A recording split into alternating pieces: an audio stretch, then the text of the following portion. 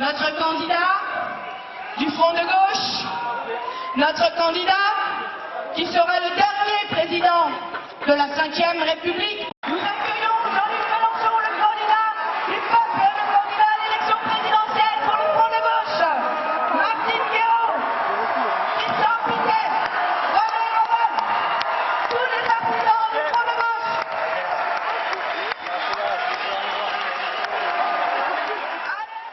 Résistance, résistance, résistance, résistance, résistance, résistance.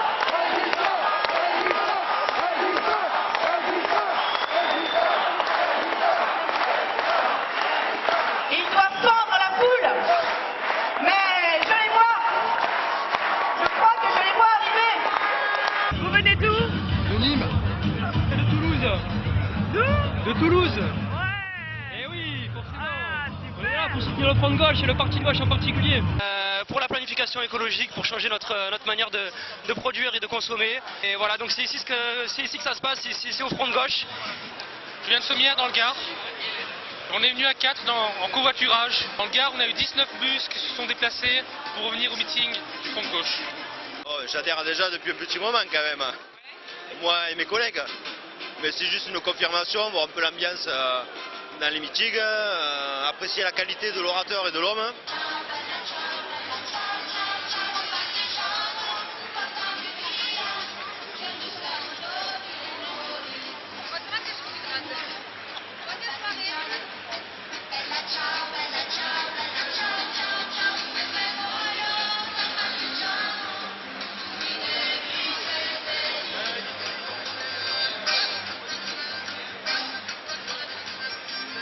Alors je viens de Quissac dans le Gard, la section Quissac-Sauve, avec pas mal de camarades du Front de gauche, du PG, on a un quart complet, on est 51 personnes, voilà, on est du Front de gauche, voilà, on est du Front de gauche, gardois. Ne croyez pas pour autant que nous ne soyons que 8000. Il y a, là aussi en tout cas au début du meeting, 13 800 collections internet. Je me suis retrouvée dans ce meeting parce que j'ai toujours eu des convictions politiques très fortes. Je ne me retrouvais pas dans les représentants candidats à la présidentielle. Et c'est vrai que plusieurs interventions de Jean-Luc Mélenchon à la télévision m'ont incité à en savoir davantage et à le rencontrer pour adhérer plus fortement à ses idées et être convaincu que c'est le futur président de la République française. Je souhaite que toutes les passions se réunissent à travers un projet commun. Je pense que c'est le but ultime de chaque personne.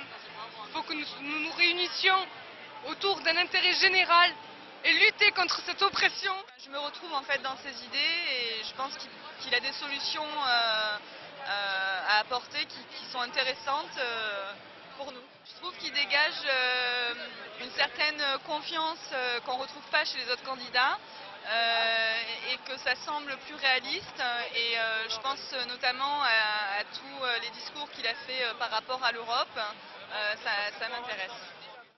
Pardon? Tu viens pour le meeting là? De Magalas. J'ai eu du mal à vous trouver d'ailleurs. Hein. Parce qu'il y a plein de monde, mais on a failli ne pas venir, on voyait le monde là, on n'a pas vu qu'il y avait des stands. Je te remercie, la fédération c'est l'union. Bonsoir à tous, bonsoir Allez. à tous, mes amis, mes camarades. Nous accueillons Jean-Luc Mélenchon, le candidat du peuple, le candidat à l'élection présidentielle pour le Front de gauche, Martine Guéraud, Christophe Piquet, René Robin, tous les partisans du Front de gauche. Allez, allez, allez.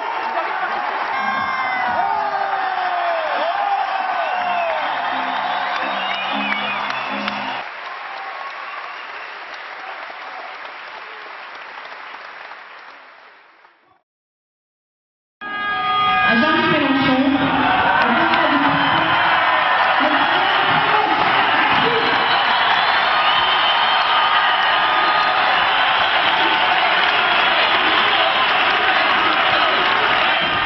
une énergie immense dans les pratiques de cette campagne.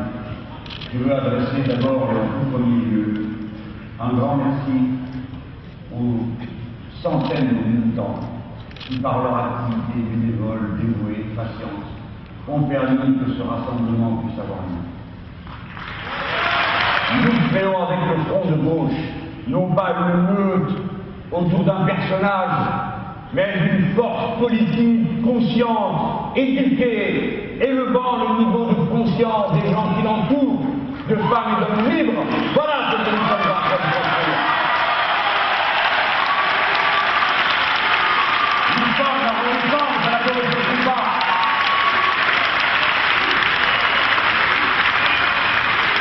Et déjà, notre travail a commencé à marquer des points. Voilà qu'on peut de nouveau parler des classes ouvrières et dire quelle est la classe d'intérêt général dans ce pays, et que si elle décide de se mêler de ses propres affaires, comme elle est la plus nombreuse, alors c'est elle qui l'emportera, et qu'il suffit qu'elle prenne conscience de ses intérêts. Que nous sommes en confrontation, oui, nous acceptons cette idée. C'est vrai, nous prenons cette part de la tâche, qui va consister à ramener du côté des Lumières ceux qui sont en train de plonger du côté de l'obscurantisme et du fanatisme xénophobe. Mais nous tous ici, comme nous au Front de gauche, et nous sommes la seule force de gauche à vous parler de cette manière, nous sommes restés fidèles à notre nom de 2005. Nous continuons à penser que cette organisation de l'Europe nous conduit à la catastrophe. À la catastrophe, nous n'avons jamais voulu faire l'Europe pour que ce soit ça. Nous avons voulu faire l'Europe sociale, l'Europe environnementale, l'Europe où les travailleurs se tiennent serrés entre eux, solidaires. Fait l'objet d'un premier traité. Attention, il y en a deux. D'un premier traité. Il s'appelle Mécanisme de stabilité financière. C'est un mécanisme qui organise comment, quand un pays appelle à l'aide, l'Europe vient l'aider, c'est-à-dire la Commission européenne et les libéraux qui la dirigent. Ce traité, il va passer devant l'Assemblée nationale le 21 février prochain. C'est un traité qui organise dans quelles conditions l'aide se fait. Écoutez bien. Vous allez voir comment ils ont protégé le cœur de l'affaire. Quand on prête à quelqu'un, en échange, il accepte automatiquement un plan de rigueur.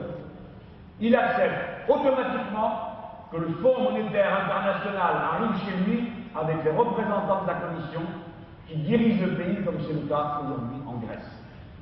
Il devra bientôt accepter automatiquement que soit créé un fonds dans lequel est versé l'argent qui sera donné ensuite aux banques. Voilà ce qu'est ce mécanisme européen de stabilité. Il a été organisé en secret. Il a été impossible de savoir comment se déroulaient les négociations, même pour le député européen que je suis. Il prend la forme d'une société anonyme, logée au Luxembourg. Le traité impose le secret sur le fonctionnement du mécanisme. Il est interdit d'entreprendre contre lui quelque action judiciaire que ce soit, quelque action administrative ou législative. Vos députés n'y pourront rien. Vous comprenez que quand vous avez un fonds de retraite par capitalisation, vous avez une trouille. C'est que la valeur des actions vous soit la baisse, que la valeur de la monnaie baisse. Donc ils obligent toute l'Europe à être clouée ses mains sur la table pour protéger la valeur de ces fonds de capitalisation. Pourquoi? Parce que l'Allemagne est un pays vieillissant. Et que donc la question des retraites occupe une place extrêmement importante pour eux. Voilà pourquoi les choses se passent comme elles se passent en ce moment. Donc le mécanisme européen de stabilité financière ne touche pas au statut de la Banque centrale européenne. Tout ça passe à l'Assemblée le 21 février. Nous, on sera devant la porte le jour. Maintenant, une fois que ça va être fait, il y aura un autre traité qui est en train de se préparer, sans que je sache, comme d'autres, exactement de quoi il est fait. Il sera signé vraisemblablement au début du mois de mars. Mais il ne sera pas voté au mois de mars. C'est un problème. car nous ne sommes pas d'accord avec ce qu'il y a dans ce traité. Qu'est-ce qu'il y a de très grave dans ce traité? Vous vous souvenez qu'il est interdit d'avoir des déficits supérieurs à 3% de la richesse produite par le pays. Aucun pays n'y arrive. Tout le monde est étouffé. Tout le monde suffoque. Et on dit, ah mais si vous voulez avoir moins de déficit, baissez vos dépenses. Ah, lesquelles? Où y a-t-il trop d'instituteurs? Où y a-t-il trop de policiers? Où y a-t-il trop? Où? Dites-nous. Personne n'est capable de le dire. Quel est le sens de la folie que vous trouvez ces gens, puisqu'on n'arrive déjà même pas à ces 3%, qui contractent l'activité, qui donc font baisser les recettes fiscales, qui donc poussent à ce que le déficit du budget augmente puisqu'il y a moins de recettes. Et que quand le déficit augmente, naturellement, il faut aller emprunter, donc la dette augmente. Et à ce moment-là, vous avez des agences de notation qui viennent de soi-disant thermomètres qui nous collent la fièvre. François Hollande, tu as tort quand tu dis que quoi qu'il arrive, le traité sur le mécanisme européen de stabilité sera mis en œuvre, car les deux textes que je viens de vous présenter d'après lui sont déconnectés l'un de l'autre. Il dit, on peut voter le 21 février, c'est pas grave, vu qu'après il y aura le traité qu'on demande à le renégocier. Non, les deux sont liés. C'est écrit en toutes lettres, et je te prie de réviser tes fiches et de demander à tes camarades de travailler plus sérieusement. Celui qui vote le mécanisme est obligé de voter le traité. Et nous ne voulons ni du mécanisme, ni du traité. Ni l'un, ni l'autre. Que vive la République, vive la souveraineté du peuple, vive l'Europe des travailleurs et pas celle du capital.